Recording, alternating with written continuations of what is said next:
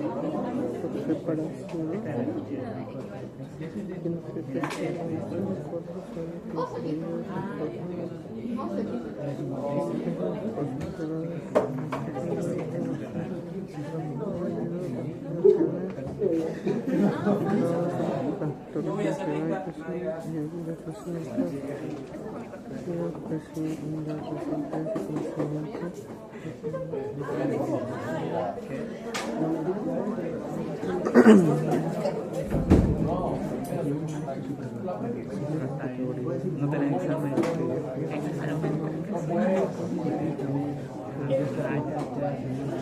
Eso sí.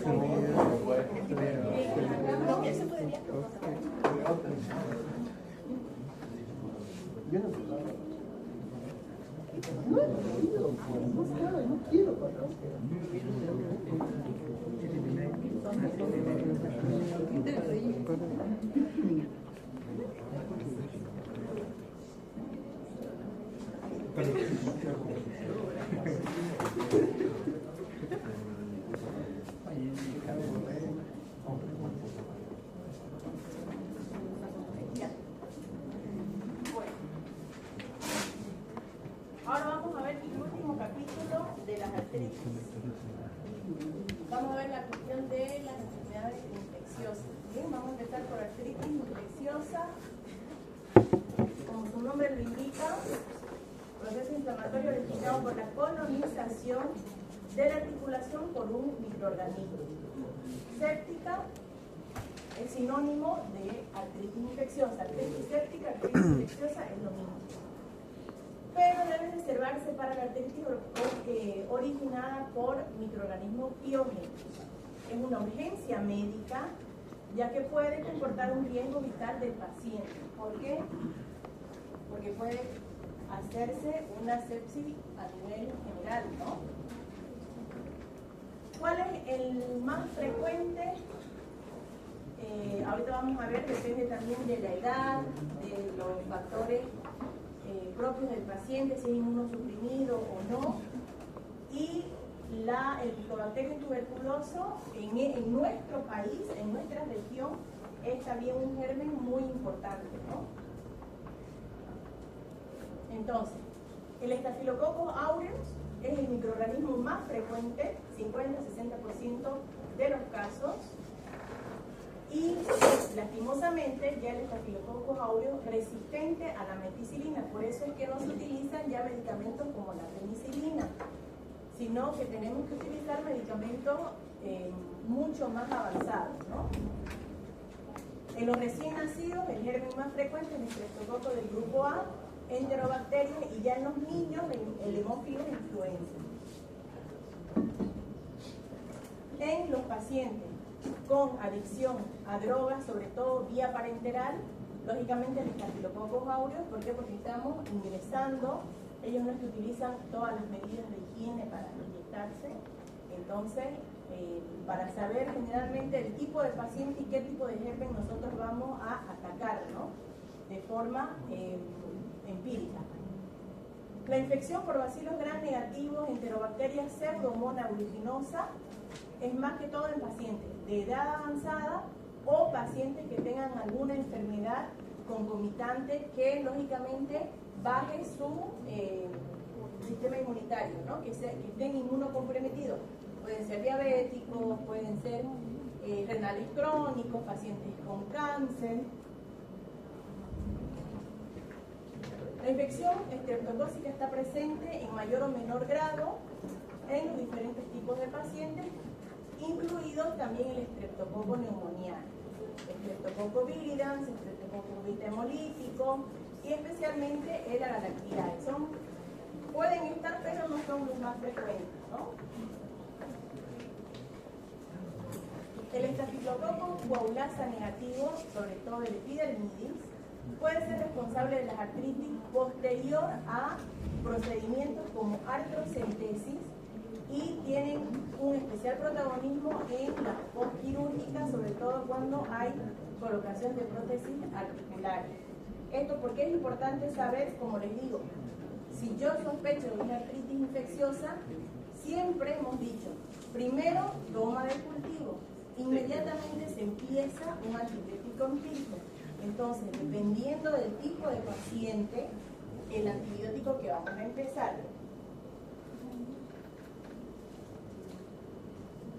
Esas son las piógenas. Tenemos las no piógenas, que en este caso, por ejemplo, infección por HIV ha tenido un impacto notable en la incidencia de tuberculosa y otras micobacterias. Las artritis fúngicas son raras, por cándida o por criptococcus, pero lógicamente son frecuentes en este tipo de pacientes inmunosuprimidos. Las artritis virales suponen una artritis especial, también infecciosa. Se expresan especialmente como poliartritis, con afección preferente a pequeñas articulaciones de manos, pies, pulso autolimitado y no produce destrucción articular. Acá podríamos pensar, por ejemplo, ¿se acuerdan que avanzamos en artritis reactiva? Y las artritis reactivas generalmente eran precedidas también por un cuadro infeccioso, ya sea viral o bacteriano, que podría también terminar en una artritis piógena o no piógena. O simplemente un cuadro viral que va además dar un cuadro de poliartritis, como por ejemplo tenemos ahorita el chikungunya, que no es un virus que va directamente a las articulaciones, es sistémico, pero que sí está produciendo bastante poliartritis, ¿no? ¿Cuál es la fisiopatología? ¿Cómo llega la articulación? Por vía hematógena. La membrana sinovial, que es muy vascularizada, no tiene una membrana basal limitante, lo que favorece la colonización en la articulación en caso de que ya haya una bacteremia. La anidación del germen en la articulación determina que se pongan en marcha una serie de mecanismos de gran potencial lesivo. La destrucción del cartílago y del hueso es consecuencia de la actividad del microorganismo, o sea, de toda esa cascada que vimos al principio de la respuesta inmunitaria contra el antígeno, ¿no?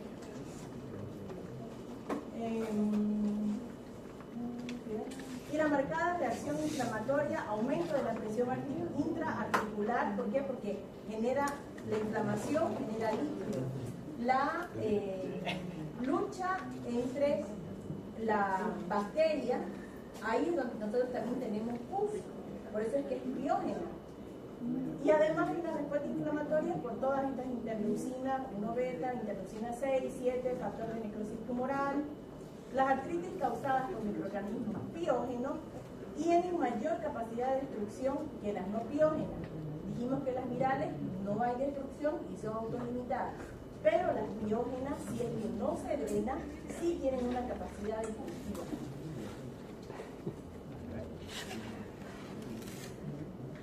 Artritis producida por los piógenos puede estar implicada cualquier articulación, no es que es específica de una rodilla o específica de un codo, ¿no? Pero lógicamente tiene predilección por las grandes articulaciones, aunque se ha enfatizado el compromiso de articulaciones axiales.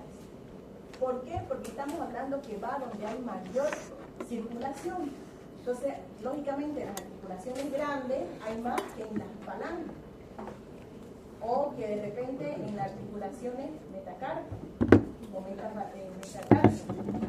En las grandes, la rodilla, la cadera, el tobillo, el codo, esas tienen mucho más vascularización, ¿no? La afección suele ser monoarticular en las biógenas. No obstante, 10 a 15% puede haber compromiso de una o más, pero casi siempre son monoarticulares. Su presentación es aguda, con fiebre más o menos elevada, porque estamos hablando de un cuadro infeccioso, dolor de características inflamatorias, impotencia funcional y lógicamente hay afección del estado general. ¿Por qué? Porque hemos dicho que si empieza con una bacteremia y llega a la articulación, la bacteremia es sistémica, ¿no? Los signos inflamatorios suelen ser evidentes en las articulaciones superficiales y pueden presentarse con eritema periarticular en el 50% de los casos.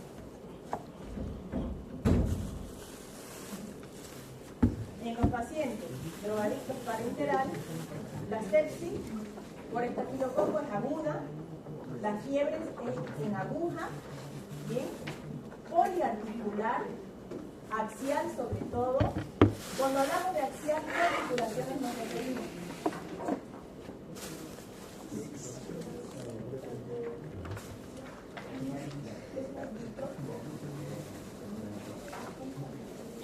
No, lo que es columna, pelvis, cadera y ya las otras son más. La artritis gonocócica presenta características clínicas especiales. Esta lógicamente es por alguna sepsis de origen por infección de transmisión sexual, ¿no? Que gonococo. Existe un predominio femenino, lo que las expone a un mayor riesgo. Durante la fase de bacteremia, lógicamente va a haber fiebre, pueden haber lesiones cutáneas y puede presentarse como una monoartritis.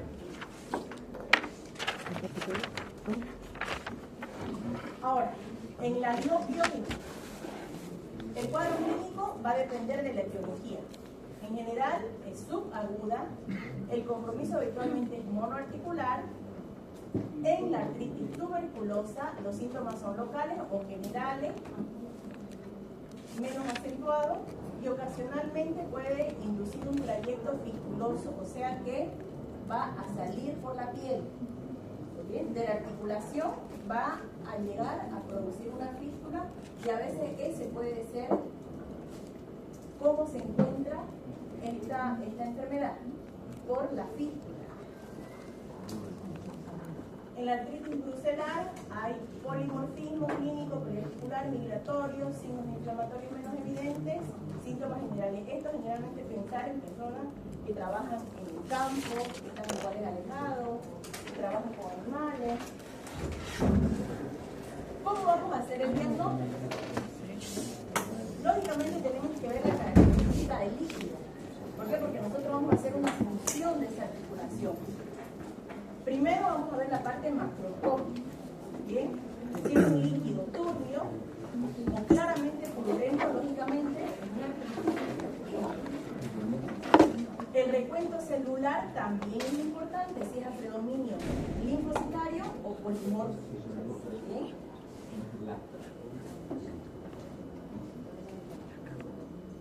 Entre las que producen monoartritis, el diagnóstico diferencial se va a plantear fundamentalmente en las artropatías microcristalinas, como por ejemplo la gota, como lo vamos a ver más adelante.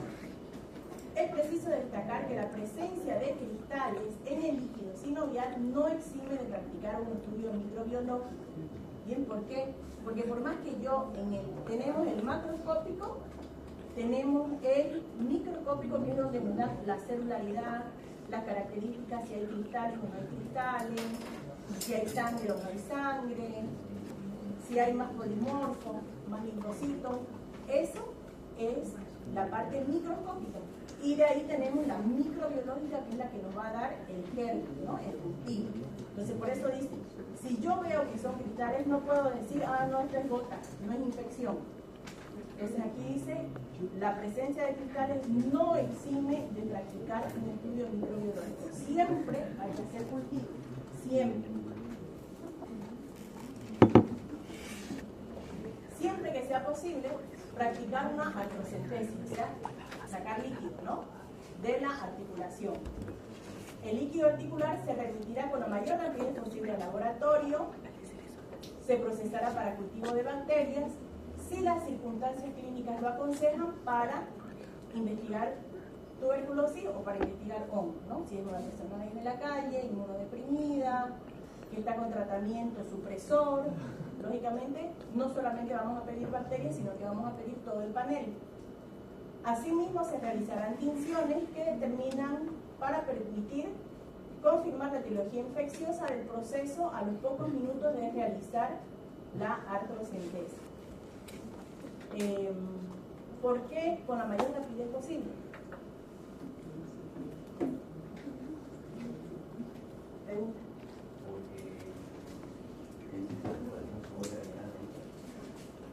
Aquí dice, una vez que lo sacamos, tenemos que enviar con la mayor rapidez posible al laboratorio. Una opción es esa, la otra.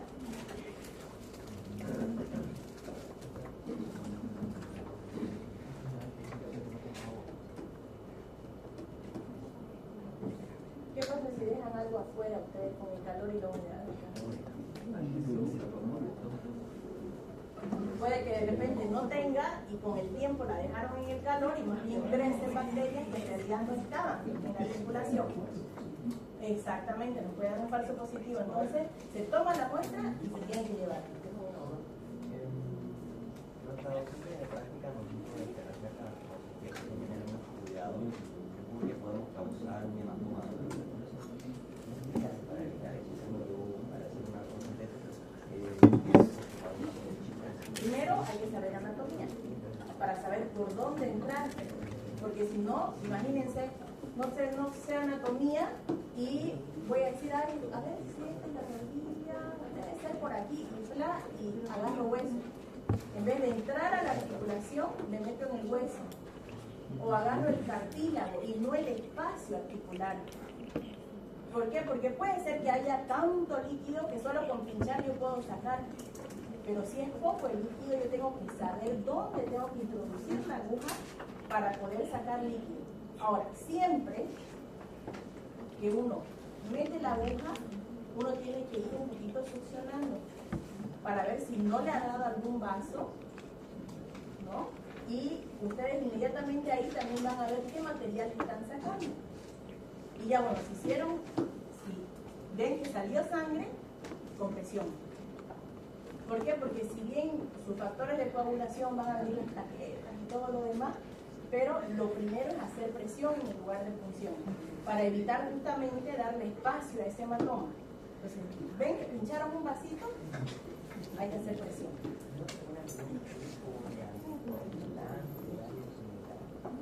El anticoagulante no es que actúa ahí, el anticoagulante actúa en todo, claro. Entonces, si por ahí es un paciente que está en cama, postrado, no hace actividad porque le duelen las articulaciones y ustedes le ponen un procoagulante, van a más bien ocasionar por ahí un trombo que va a ser peor que de repente la sospecha de la artritis. Entonces, lo mejor ante un sangrado es compresión. Y lógicamente, si es una arteria, ahí, pero si hicieron algún corte y es una arteria, ahí tienen que hacer puntos, ¿no? Pero con la única difícil, lo mejor es hacer compresión. Y lo principal, siempre que ustedes hacen un procedimiento, tengan en cuenta que ustedes están yendo de afuera, ambiente contaminado, hacia algo estéril en teoría. Porque uno puede tener la sospecha de que hay una artritis piógena, pero de repente no es piógena. De repente es una artritis por gota, o una artritis por un proceso viral, y si ustedes no hacen una buena sepsia antisepsia, la van a convertir en bacteriana. Siempre todas las medidas de higiene, ¿no? Bien, hemos dicho que puede estar asociado a una bacteremia. Por lo tanto, yo hago mi toma de muestra de la articulación y además hago mis hemocultivos, bien, seriados, para ver si el germen que encuentro en la articulación coincide con el germen de la sangre. Lógicamente, si tiene ya en la sangre, es más grave, ¿no? Porque si está localizado es más fácil, pero si ya está generalizada la infección, es peor pronóstico. Mayor relevancia cuando hay compromiso de articulaciones axiales. Lógicamente, si hay gonococo, es porque el foco de entrada ha tenido que ser una infección uretral, oral o anal. Cultivo de los focos extraarticulares como focos primarios. Rosa de Bengala es la prueba que se utiliza para brucelosis, ¿no?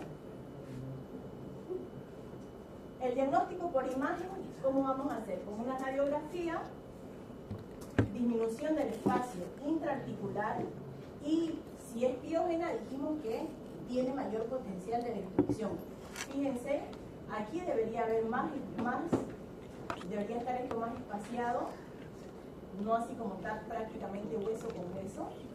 Fíjense que la superficie articular está súper irregular, no está suave como debería ser, lisa, tanto en la parte superior como en la parte inferior, ¿no? Fíjense que incluso está hasta desviado, ¿no? ¿Cómo qué? Sí.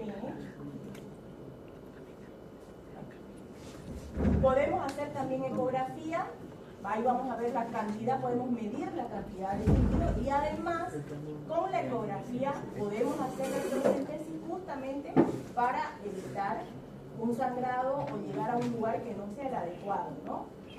La tomografía computarizada y la resonancia, esto si tenemos además sospecha de absceso y además también nos va a mostrar mucho mejor que una radiografía la parte articular, ¿no? Diagnóstico diferencial. Cualquier tipo de artritis en el contexto de una infección sistémica. ¿Por qué? Porque además puede haber sepsis en un paciente con artritis reumatoidea, sepsis en un paciente con algún cuadro de una artritis reactiva. Entonces, no todas las artritis con infección pueden ser, necesariamente tienen que ser una artritis séptica. Constituye una buena práctica clínica cultivar el material obtenido siempre con independencia de las características macroscópicas. O sea, porque yo lo veo cristalino, puede decir, no, ¿sabes qué? No lo mandemos porque se ve cristalino. No, porque justamente puede aportarnos la parte viral o psicológica. ¿Bien? Hay que resaltar que la presencia de una artropatía crónica de base, especialmente con tratamiento inmunosupresor, facilita la aparición de una artritis infecciosa. Por ello se tendrá cuidado extra en descartar su existencia en todo paciente con artritis reumatoidea que tenga fiebre, tumefacción articular o deterioro del estado general. ¿Bien? Pronóstico depende del microorganismo que cause la artritis infecciosa, las características del huésped, o sea, su respuesta, ¿no?, inmunológica, y sobre todo de la rapidez con que nosotros hagamos el diagnóstico y lógicamente el tratamiento. ¿Cuáles van a ser los factores de peor pronóstico? Inmunosupresión, edad avanzada, que esto es sinónimo también de inmunosupresión, compromiso poliarticular, presencia previa de lesiones articulares de naturaleza destructiva. ¿Por qué? Porque ahí podemos incluso hasta tener una osteomielitis. Retraso en el diagnóstico, porque vamos a dar chance a que esta infección avance. Y presencia de afección articular junto con una afección sistémica, bien, que no sea localizada ahí en la articulación. Tratamiento, antibiótico, drenaje, porque ustedes saben, absceso drenado, absceso curado, ¿no?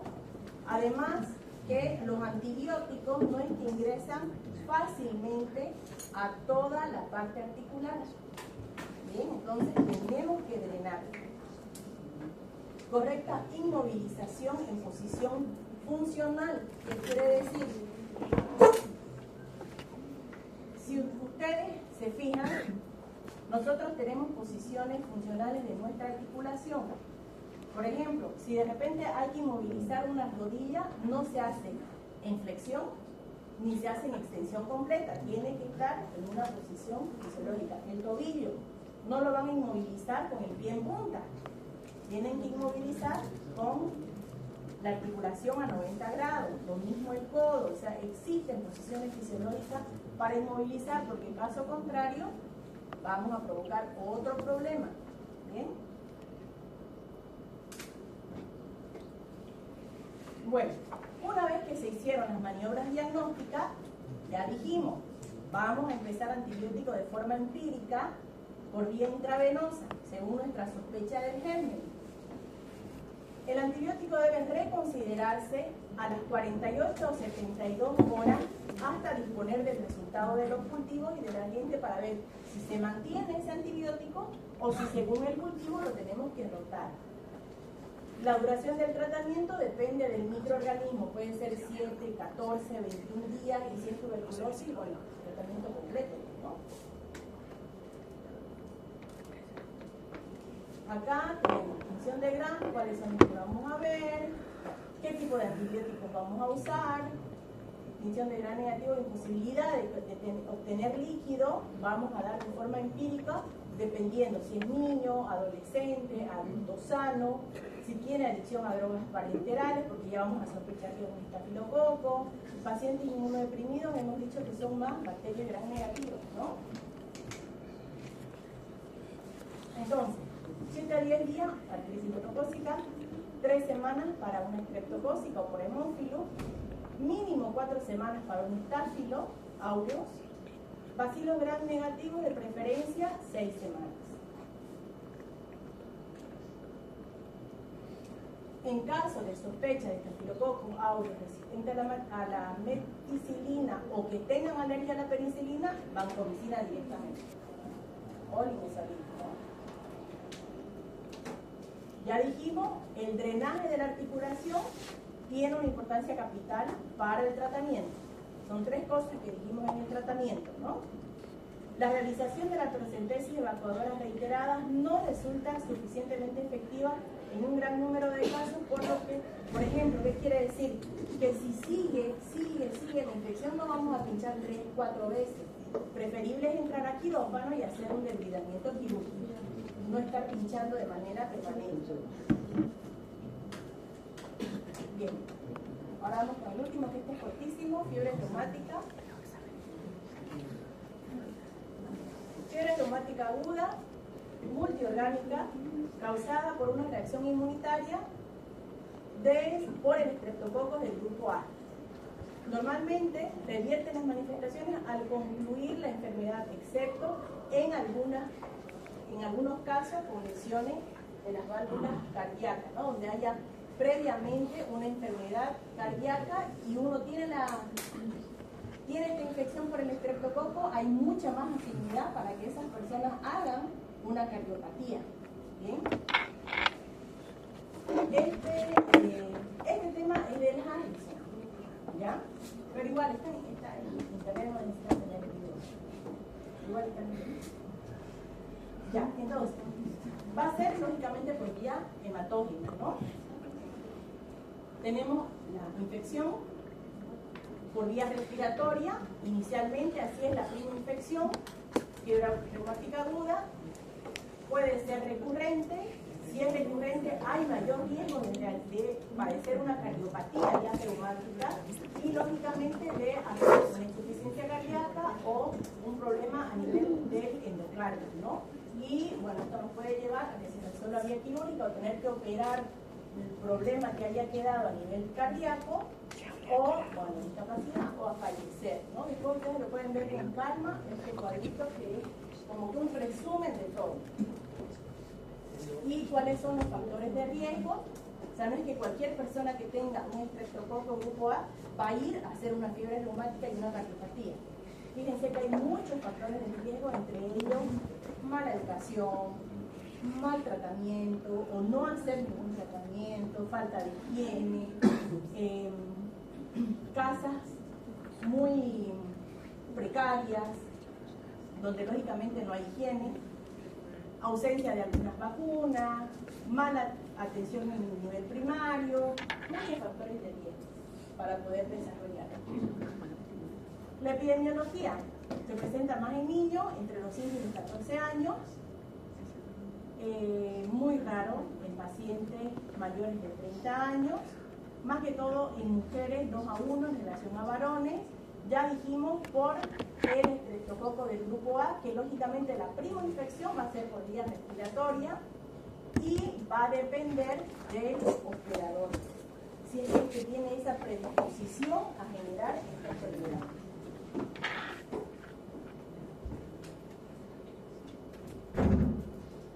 Entonces, manifestaciones: primero, el antecedente de una infección respiratoria.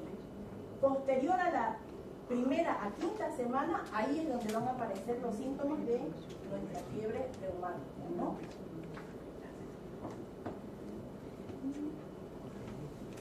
Puede además asociarse con esta corea de Sydenham, que son otro tipo de manifestaciones secundarias a la infección por estreptococo del grupo A, donde el paciente va a presentar movimientos coliformes que van a afectar sobre todo a la cabeza y extremidades superiores. Regularmente se resuelve a las 6 semanas, pero podría durar hasta 6 meses. Es muy raro, pero hay que mencionarlo. Otras manifestaciones cutáneas pueden haber exantema típico en la fiebre reumática aguda, que es marginal, empieza como máculas, que tienen un aspecto central claro en la parte central. Bien, es evanescente, con mayor frecuencia se presentan en el tronco y pueden haber estos nódulos subcutáneos similares a los que hablábamos en la artritis reumatoidea, que son móviles, pequeños y que pueden estar en las prominencias óseas. Bien.